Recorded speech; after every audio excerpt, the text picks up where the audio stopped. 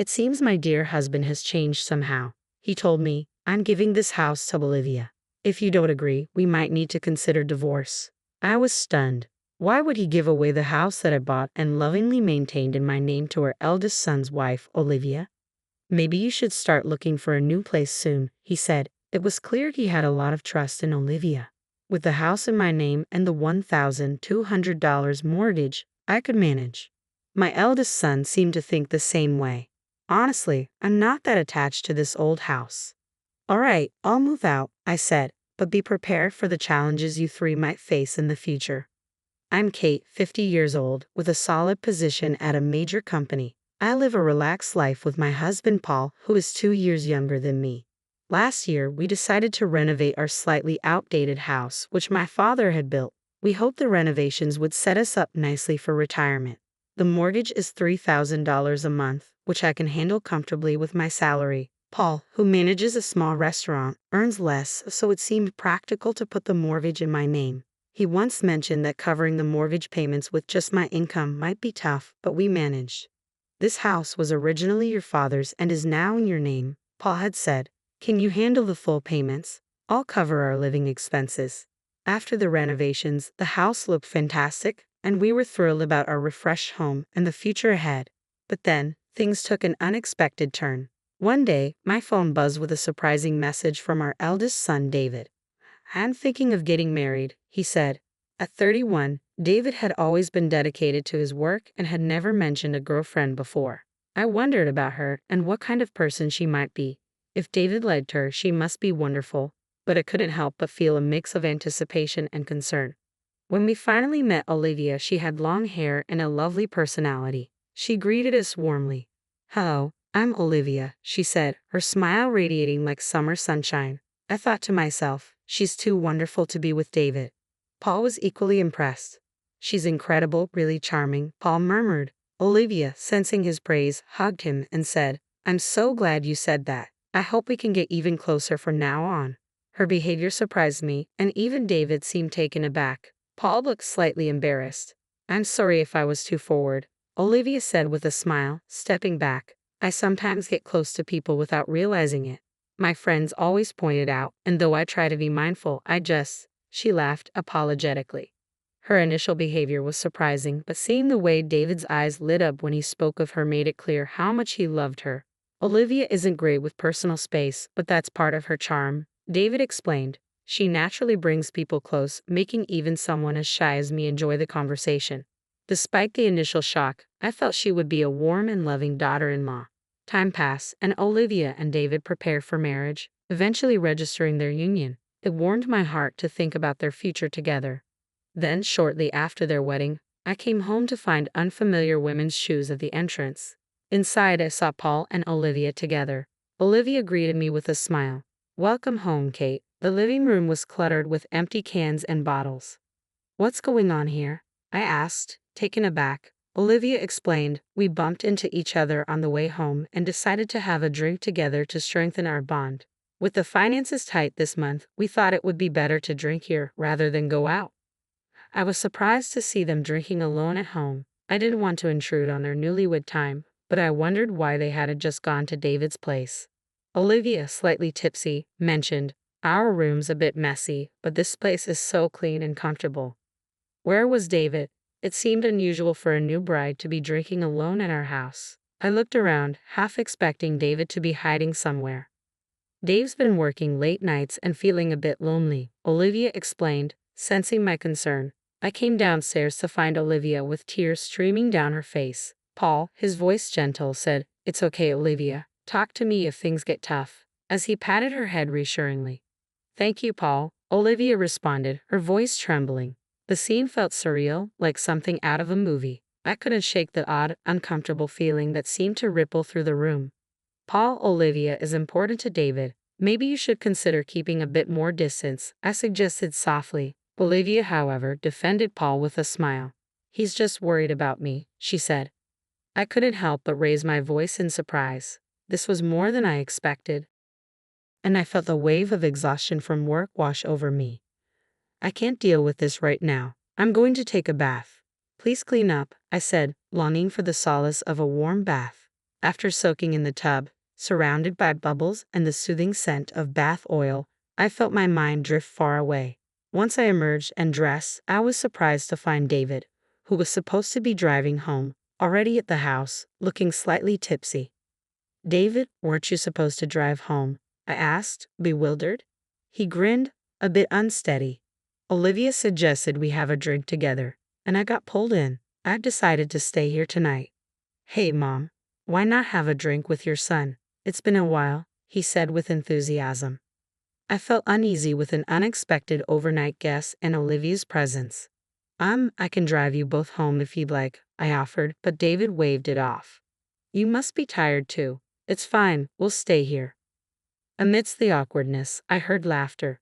Glancing at Olivia, I caught a momentary glimpse of her staring at me intently. Her gaze made me uneasy, leaving me to wonder if I had misunderstood the situation. I tried to reassure myself, but little did I know that Olivia's grand plan was already in motion.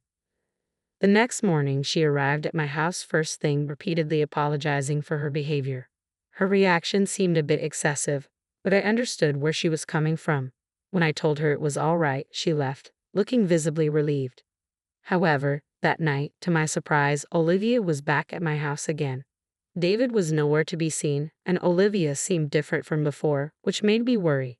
"I'm sorry for coming again," she said, handing me a box of sweets. Paul also apologized, albeit sheepishly. "I might have been a bit overexcited yesterday. Sorry about that." I figured if this would help them bond, I should forgive them for now. Both Olivia and Paul thanked me sincerely, but just when I thought I could feel more mentally exhausted, a new twist awaited. One day, Paul approached me with a grim expression. "Can we talk?" he asked. I chose the living room as our spot to chat. While waiting, I was stunned to see David and Olivia walk in. My shock was evident as I greeted them with a confused "long time no see," but they only sat silently. The tense atmosphere hinted at some major news, making me increasingly anxious. Paul finally spoke, dropping a bombshell. "From now on, this house will belong to Olivia. If you can't accept that, we might have to reconsider our relationship." "Why are you saying this?" I asked, my voice a mix of shock and confusion. Before I could process what was happening, Olivia shouted, "You need to leave this house." I was utterly dumbfounded. "Hold on, explain yourself. What do you mean, giving the house to Olivia?" Paul's cheeks flushed as he replied, "You've always caused trouble for Olivia. You should have thought about this before it got too late." I was at a loss for words, struggling to understand the sudden and harsh turn of events.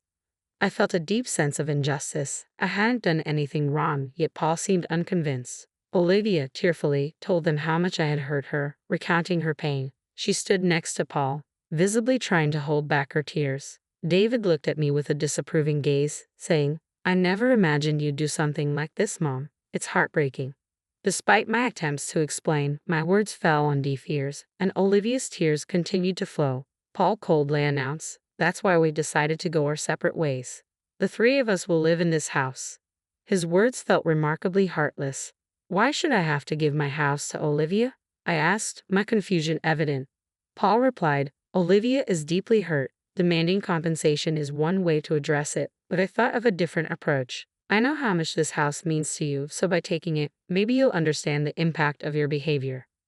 I struggled to believe this was fair or true, as I had never been unkind to Olivia.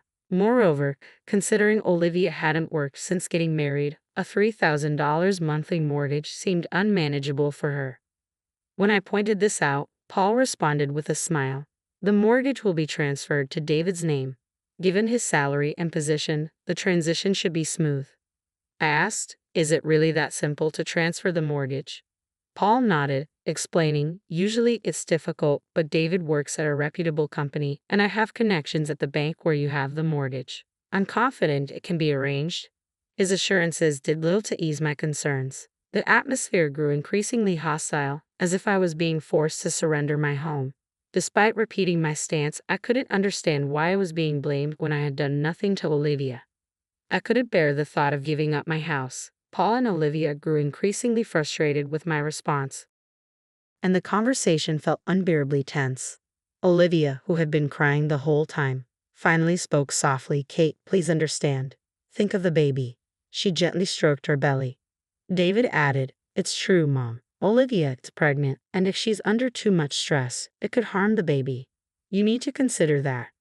The revelation that Olivia was pregnant complicated things. No one wants to add stress during pregnancy, but being asked to surrender my home on such short notice was overwhelming. Give me a moment to think, I said, retreating to my room. Lying on my bed, I was lost in thought when I noticed a long strand of hair on the pillow. No one in my family had hair like this. My heart raced with the unsettling thought of an affair. This realization only added to my confusion and distress. I felt as if I were trapped in a nightmare, hoping to wake up and find everything back to normal. Tears streamed down my face as I drifted off to sleep, wishing this turmoil was just a bad dream. Late that night, I was jolted awake by voices coming from the living room, not David and Olivia, but a cheerful Paul and Olivia. Their conversation, filled with laughter and casual banter, felt completely out of place. I heard Olivia say, "Oh, I really wanted to drink wine." Paul replied, "Remember, you have a baby now." Their carefree chatter weighed heavily on me, and my heart sank further with Olivia's recent behavior. Then an unmistakable sound, a kiss, echoed through the house. Olivia murmured, "Oh, Paul, what if David or Kate sees us? It would be so embarrassing." My mind spun in disbelief. What were they doing? My stomach churned as I realized the depth of their betrayal. They were likely planning to enjoy themselves while I was out of the house. The thought was sickening. The long hair was definitely Olivia's, and without saying a word, I lay there listening to their conversation, feeling a wave of nausea. The idea of staying in a house that now felt tainted by their actions was unbearable. I no longer wanted a home that brought me such feelings. The next morning, I resolved that I needed to move on. I emerged in front of the three of them, rubbing my tired eyes. I hadn't slept well in that bed, but I kept that to myself. "Have you finally made up your mind?" they asked, their faces hopeful. "I've decided to give up the house," I said, trying to keep my voice steady. Their expressions brightened immediately. "Great, let's move quickly with the ownership transfer. If the house is in my name, the mortgage inspection will be fine," David said excitedly. He seemed oblivious to the full extent of the situation. My heart ached for him, but I chose not to reveal the whole truth. He had always followed Olivia's lead, and I wasn't ready to shatter his trust in her. The next few days were a whirlwind of divorce proceedings and transferring home ownership. Finally, the paperwork was completed, and the house was officially under a new name. "There's no place for you here anymore," Paul said with a touch of sarcasm. "Grandma, it's time to leave." Olivia leaned in and whispered something into my ear. It stung a bit, but even without her comment, I was already resolved to leave. The house held countless memories, but given what had happened, I had no reason to stay. I knew my next actions would stir things up for this peculiar trio. The real drama was just beginning. A month passed, a time for me to gather my thoughts, and I found myself standing in front of that house again. I took a deep breath and hesitantly pressed the doorbell of the house I hadn't visited in so long. My heartbeat seemed to echo in the quiet. "Why are you here?" Paul's slightly annoyed voice reached my ears. It felt strange hearing his tone after so long. "Can we talk?" I asked, my voice tight with emotion. "Why should I let you in?" Paul acted as if I were a distant memory. "It involves Olivia," I said, knowing that mentioning her name would soften his stance. I didn't enjoy bringing her up, but I knew it would make an impact. "Oh, look who's here," Paul said sarcastically. His words were legally accurate but still painful. "What do you want?" everyone asked, their eyes filled with suspicion. I took a deep breath and pulled a photo from my pocket. "Can you take a look at this?" I asked, as all eyes turned to the image. The photo showed Paul and Olivia on a date, looking happy and intimate. After the divorce, I had hired a private detective to monitor them discreetly. It wasn't long before I received pictures of their outings. "What's this about?" David's face changed instantly upon seeing the photo. "Where was this taken?" Paul exclaimed, clearly in shock. "What's the big deal?" Olivia interjected defensively. "We're just father-in-law and daughter-in-law. We were just enjoying ourselves." I smirked and pulled out my smartphone. "Listen to this," I said, pressing play on a recording. Paul's voice came through clearly. "Olivia, I really love you," followed by Olivia's voice, hushed and anxious. "If you're too loud, someone will hear in the next room." The recording included sounds that resembled kisses. Paul and Olivia fell silent, their faces registering shock. Seizing the moment, I asked, "Olivia, whose child are you carrying?" David's expression turned to one of confusion and panic. Could it be my father's? He murmured. That's impossible, Olivia began, but her words faltered, catching in her throat.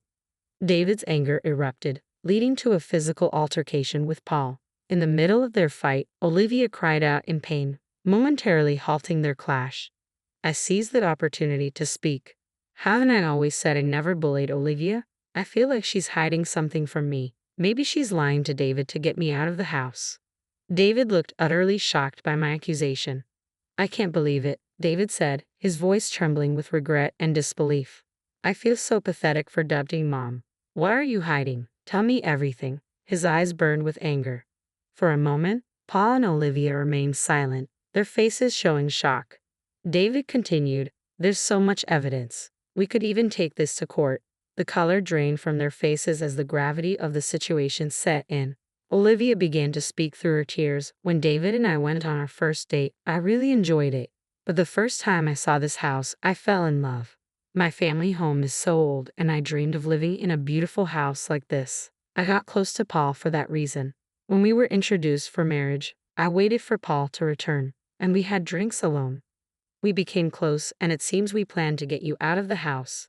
Olivia's apologies were interspersed with tears. I'm so sorry. I got too greedy. I should have been honest from the start about wanting to live together. Her voice carried a hint of regret. In my family, my mom and grandma always argued. I was scared of living with a mother-in-law. This house is so beautiful and comfortable. I was hoping you'd leave. Her admission of the affair with her father-in-law was deeply unsettling. Paul took a deep breath, trying to explain. Every time I saw her smile, I knew she was using me, but the time we spent together felt so good. Still, it's unforgivable. David's response was brief but carried a heavy weight. His eyes were filled with betrayal, sadness, and anger. Both Paul and Olivia were left speechless, tears streaming down their faces. It was no surprise when David decided to divorce, and a DNA test later confirmed Paul was the father of the baby. I never thought this day would come, David murmured softly. I gently stroked his head, reflecting on how our family had changed because of Olivia. It seemed she hadn't fully grasped how her choices would impact her future. I had a feeling that, with time, my premonitions would come true. 2 years later, on a sunny day, Olivia remarried Paul and started a new life with him under the same roof. Their children went to a nearby daycare, and Olivia tried to make friends with other mothers, though she often felt isolated. Her family's resistance to her divorce from David and her remarriage to Paul had strained their relationship. Their anger towards Paul remained intense, and family gatherings were rare. Meanwhile, the big, beautiful house now quietly stood, occupied only by David. He found solace in the memories of the past and hopes for the future. I've thought about selling this house, but my mother grew up here. I can't easily part with such a cherished home, David said, looking into the distance. He had cleaned and sorted out everything Paul and Olivia had left behind. With a hint of embarrassment, he added, if I had known you'd go through all this trouble, I wouldn't have said anything. I know it's not right to blame them, but I'm sorry. I'm not sure if you can forgive me, but please feel free to visit the house once in a while. I'd like us to share more together. He handed me a voucher for a resort hotel. I was deeply moved by his warm gesture and nearly brought to tears. Though I couldn't forget everything immediately, I wanted to rebuild our relationship slowly over time.